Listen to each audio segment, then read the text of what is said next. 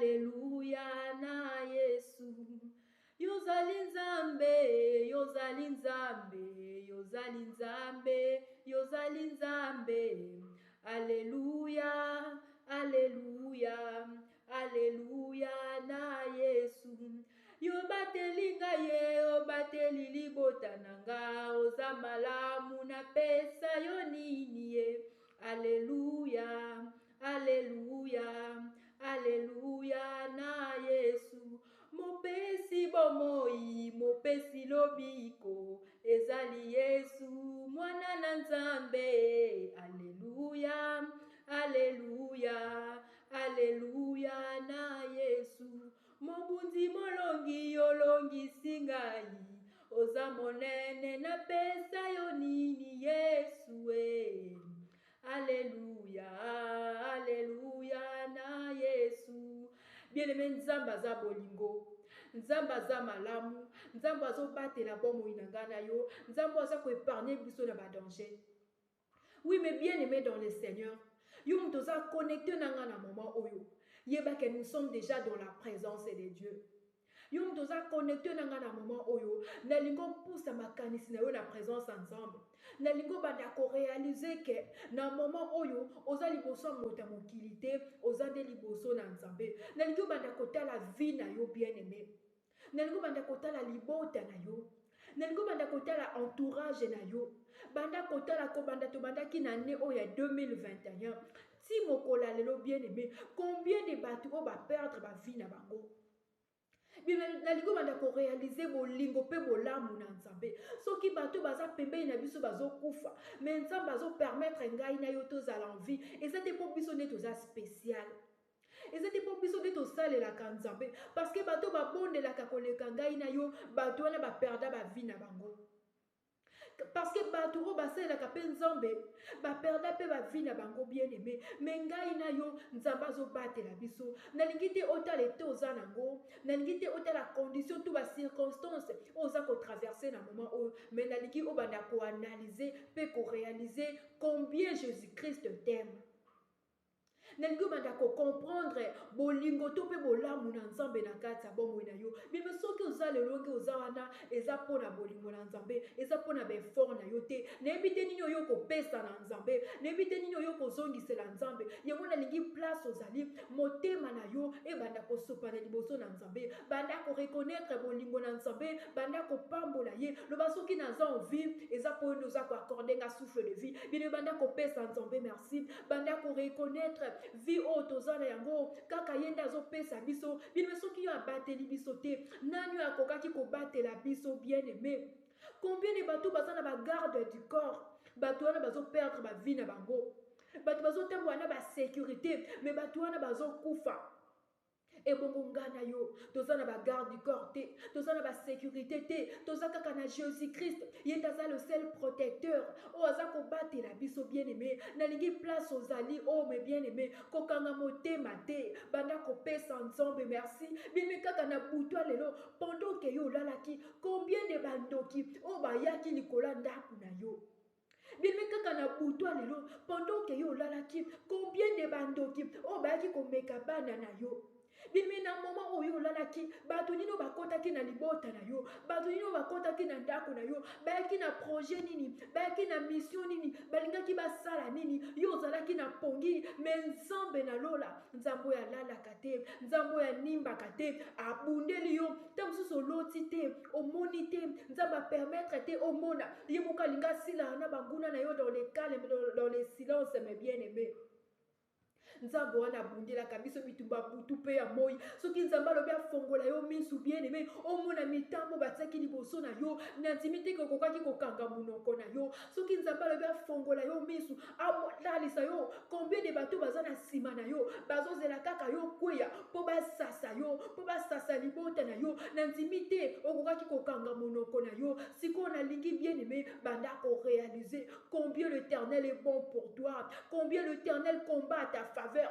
Combien de banguna o nzambe azokweyisa bango kaka mpona kozalisa yo molongi. Bimi reconnaître bolingo nzambe wana kaka na mois de décembre o bien aimé ba nouvelle zo ya ndenge na ndenge batu bazo perdre ba vie na bango et bongo yo muto za en vie même si oza malade mais Jésus-Christ ayebi que na sima malade wana akokangola yo akobikisa yo oko retrouver santé na yo yango azotika yo zala en vie bimi pesa nzambe merci atozo koka koloba te tika motema na yo e banda kopambola nzambe banda koyebisa merci Seigneur Jésus merci pour na souffle de vie merci pour na sa compter parmi bato baza en vie même na kati ya libota na nga na perdre bato mais yo lingaki te ezalanga même na entourage na nga na perdre bato mais yo permettaki te ozalanga eza kaka mpona bolingo na yo pesa nzambe wana merci alleluya za nzambe malamu toza na eloko tokoki kopesa ye te toza kaka na merci oyo aza komerite yango kouta na kati ya mitema na biso au nom puissant de Jésus-Christ de Nazareth.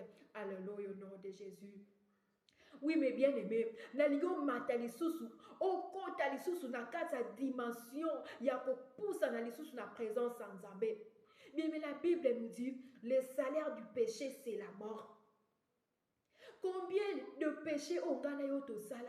Tokokaki pe kokufa mais nzambe on a permettre de te kufa et ça te peut continuer dans le péché mais ça peut te comprendre que kuf masumu comme ma biso na kuf poto zonga mbangu na sena makolo na ye to abandonner masumu na biso yango na mama oyebisa nzambe akitisa mawana ye na vie na yo alimbisa masumu bien masumu nde ko fongolela yo porte ya kufa masumu nde ko kotsa kufa na libota na yo masumu nde ko boma ba fer na yo masumu nde ko boma ba do onzamba tsana kata bomo na yo yebisa nzambe le miséricordieux il est là en colère akitisa mawana ye na kata bomo na yo alimbisa masumu nyonso o eza ko mpela na kati ya motema na yo oyo eza komata na makanisi na yo oyo eza kopuse yo commettre ba acte oyo eza dignité liboso na nzambe yebisa nzambe akitisa mawa na ye na kati ya bomoi na yo au nom puissant de Jésus-Christ de Nazareth. Bien na moment oyebisa nzambe alongola makolo na yo na nzela mabe mais mokili oyo toza kovivre eza toujours na bainfluence ya mabe entourage na biso baza na makambo mabe o baza koluka ko influencer biso yebisa nzambe alongola makolo na yo na nzela mabe na fin de l'année o bien aimé ba mususu ba préférer ko kende ko fêter na ba bar mususu ba préférer ko kende ko fêter na ba boîte de nuit yebisa nzambe alongola makolo na yo na ba nzela ya mabe o ko sumukisa yo o ko longola ye na kolongola yo na présence na ye nzamba alongola makanisi wana o ko tinda yo commettre péché na moment o ya fin de l'année nzamba alongola posa ya kolangwa nzamba alongola posa ya ekobo nzamba alongola yo posa ya ko commettre ba péché na kati ya bomoi na yo banda ko bondela nzambe a préserver yo na masumu okoya na masumu te po fongola porte munguna kota na bomoi na yo nzamba alongola makono na nzela mabe alongola ba posa ya mabe alongola makanisi ya mabe abenda yo lisusu na présence na ye o continue ko demeurer dans sa présence au nom puissant de Jésus-Christ bebe banda ko bondela na kombo na Yesu tika mabondeli na yo o ezouta na kati ya motema na yo nzamba exaucer yango au nom puissant de Jésus-Christ de Nazareth. Bandasko ko invoquer le sang de l'agneau kaka makila na Yesu nde koki ko effacer masumu na biso kaka makila na Yesu nde koki ko purifier biso to comme plus blanche que la neige. Invoque le sang de l'agneau banda ko bela makila na Yesu o le sang de Jésus et banda ko purifier bomoi na yo et banda ko sanctifier motema na yo et sanctifier corps âme esprit na yo et longola nyonso ya mbindo o essuya ki bomoi na yo ba acte nyonso yo posaki o ekomisa ki o désagréable na présence en Nzambe o tika makila na Yesu et kota na corps na âme esprit na yo makila na Yesu kota na libota na yo makila na Yesu kota na ndako na yo et banda ko sanctifier vie abana na yo au nom puissant de Jésus-Christ. Alléluia au nom de Jésus. Mais banda siko kotie lembo makila na Yesu na porte ndako na yo.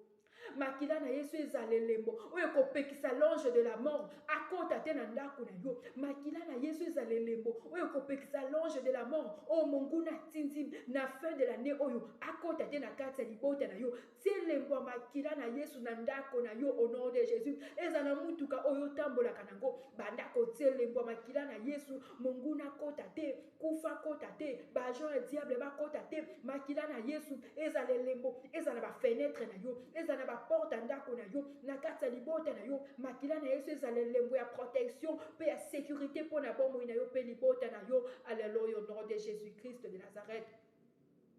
Bien banda siko ko sele vie na yo na makila na Yesu. Banda ko sele corps âme esprit na yo na makila na Yesu. Sele corps âme esprit ya bana na yo, ya mobali na yo, ya mwasi na yo, ya ba membre famille na yo. Banda ko sele vie na bango na makila na Yesu. Po te munguna za na accepter likola bomo na yo. Na nzelo zo tambola vie na yo za la sele na makila na Yesu. O banda ko bonde le nom de Jésus. Ndengo zo bonde la, ndenge zo sale manakata bomo na yo. Sika vie na yo za la sele au nom de Jésus. Corps âme esprit na yo, santé na yo, nyonso ya yo ezala sele na makila na Yesu. Bana na yo bazala sele au nom de Jésus. Mobali na yo azala sele na makila na Yesu. Mwasi na yo azala sele ba membre famille na yo, libota na yo mobiba banda ko sele ba vie na bino na makila na Yesu. On fait que Mungu na za accepter na ba vie na bino au nom puissant de Jésus-Christ de Nazareth. Alléluia, au nom de Jésus. Mais nous avons toujours continuer la présence en Zambé. Banesco Kobe la leçon de Jésus. Oh, la Bible déclare, il a effacé l'acte dans l'ordonnance et nous condamnés. Il met ordonnance et nini. Oh, et c'est tiami na kati ni bota na yo. Pote batuba kufa à la fin de l'année. Pote yomoko kufa. Pote kufe kota na ndako na yo. Bandako anile yango. Oh, na moment oh bien aimé. Bandako bon de l'honneur de Jésus. Ordonnance et nyonso. Oh, et tiami na kati ni bota na yo. Po batuba perdre ba vie na bango. Bandako anile yango. Makila na Yesu eza na nguya. Makila na Yesu eza na nguya. Eza capable ya ko effacer ba ordonnance et nyonso. Condamnation nyonso. Oh, la Bible déclare, il n'y a donc aucune condamnation pour tous ceux qui sont en Christ. Kou fait ko condamner bo moina yo te et ko condamner moto moko te na libota na yo. Banda ko anile yango na nguya makila na Yesu Masia. O le sang de l'agneau. Banda ko anile ordonnance et nyonso. Déclaration nyonso. Décret nyonso. Ya kufa. Ya ba mort sibete. Na kati ya libota na nga. Banda ko anile yango na nguya makila na Yesu. Au nom puissant de Jésus-Christ de Nazareth. Alléluia, au nom de Jésus. Oh, la Bible déclare, ils l'ont vaincu à cause du sang de l'agneau et à cause de la parole de leur témoignage. Dengozo déclaré, si comme Akila na Yesu, elongisa yo, elongisa libota na yo, nasi ya condamnation ya kufa, au nom puissant de Jésus-Christ. Bien maintenant, moment oyo, belela siko molimo na nzambe. La puissance du Saint-Esprit et banda kokota kati na yo. Molimo na nzamba apesa yo nguya, apesa yo puissance, apesa yo force.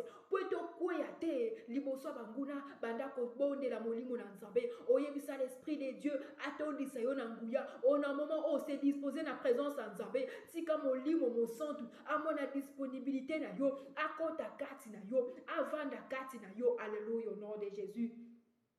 Molimo na nzamba tondisa yo na nguya, alatisa yo na nguya, apesa yo puissance, apesa yo force, oye kokimisa banguna na nzela na yo, banguna bakokima pembeni na yo, banguna bakokima bana na yo, à cause de la puissance du Saint-Esprit. O monguna kokokate kopusa na pembeni na yo, parce que nguya molimo na nzambe, ezokota kati na yo, ezopesa yo force, ezopesa yo puissance, au nom de Jésus.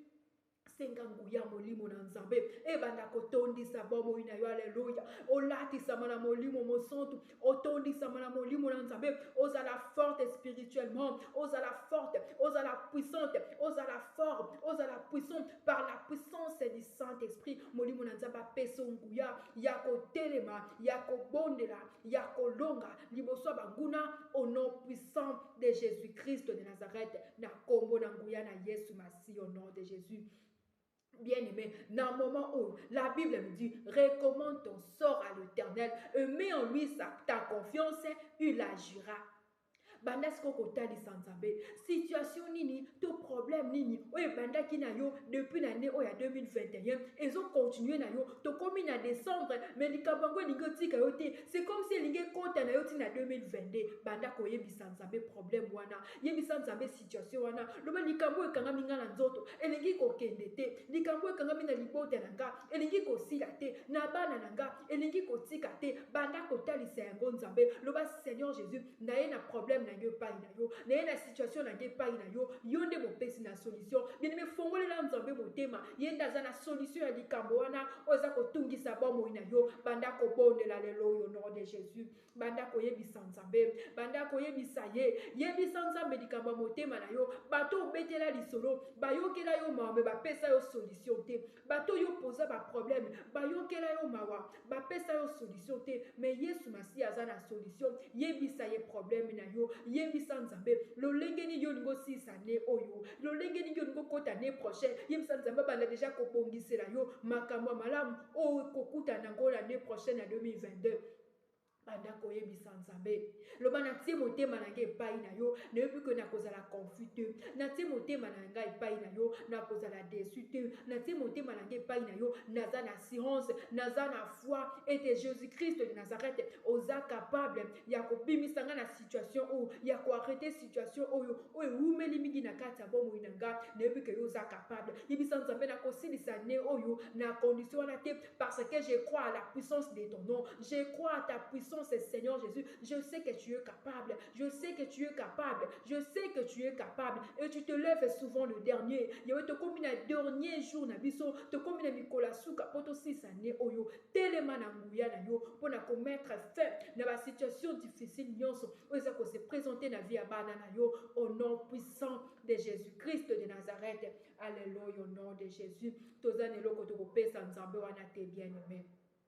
Tozane loko tokofuta ye te wana topusanaki na présence na ye ayoki mabondeli na biso asali ya minene na kati ya bavi na biso mpe tokozanga te kotatola monene na nzambe avant tosilisa ne oyo yo kosimba deja miracle na yo yo komona deja loboko na nzambe na kati ya bomoi na yo et tu vas témoigner la grandeur de notre Dieu parce que nzambe oyo tozobondela na kati ya chaîne na biso ya franchi il est le même hier aujourd'hui éternellement azaka fidèle na bapromese na ye mpe aza nzambe oyo amimonisaka ne ba o nyonso balukaka ye wana topusa na présence na ye tika nzambe wana mimonisa na kati ya bomoi na yo. Que Dieu vous bénisse mes frères et sœurs yo mtozaki connecté na nga na moment oyo vraiment kobomba message au pour na yo mon côté partager vidéo pour la gloire de notre Seigneur Jésus-Christ soki nanu osabonner te na chaîne na biso na invité osabonner na chaîne na biso affranchi par Christ pour la gloire de notre Seigneur Jésus-Christ.